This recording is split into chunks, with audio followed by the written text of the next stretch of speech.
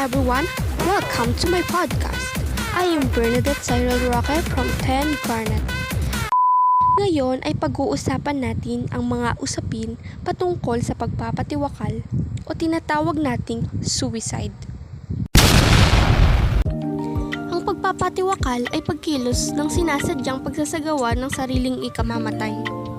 Ang pagpapakamatay ay madalas na ginagawa dahil sa kawalan ng pag-asa. Ang sanhi nito ay madalas na iniugnay sa mental disorder o sakit sa isipan tulad ng depresyon, bipolar disorder, pagkalulong sa alak o pagkalulong sa droga. Ang mga salik ng stress na tulad ng problemang pinansyal o mga problema sa mga interpersonal relationship o pakikipag-ugnayan sa kapwa ang madalas na iugnay dito. Ano ang sanhi ng pagpapatiwakal? Ang bawat isa ay may sariling dahilan sa pagpapatiwakal.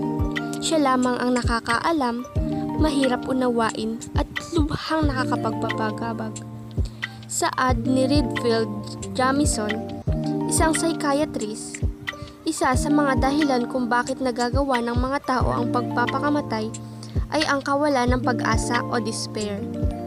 Ito ay tumutukoy sa pagkawala ng tiwala sa sarili at sa kapwa. Kasama na rin dito ang pagkawala ng paniniwala na may magandang bukas pang darating para sa kanila.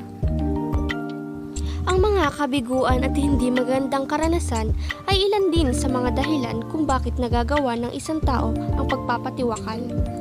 Sa kanilang palagay, ay wala nang solusyon ang pagsubok na kanilang pinagdadaanan at wala na ring halaga ang kanilang buhay. Bagamat, ang pagpapatiwakal ay sinasadya at ayon sa pansariling kagustuhan ng taong gumawa, hindi naman natin maaaring husgahan ang mga taong nagpapatiwakal.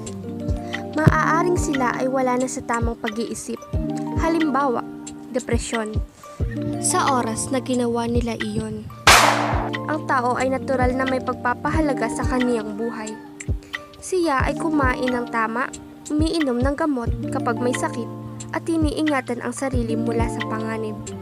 Kaya't masasabing ang mga gawain ito ay taliwas sa paggalang sa buhay ng tao. Tanging Diyos lamang ang may mga karapatang kumuha ng buhay. Hindi natin ito dapat ilagay sa ating mga kamay. Tulungan natin ang mga taong may pinagdadaanan sa pamamagitan ng pakikipag-usap sa kanila. Iparamdam natin sa kanila na sila ay pinakikinggan at pinahahalagahan. Mahalaga ang papel na ginagampanan ng pamilya at mga kaibigan bilang support system sa oras ng kagipitan.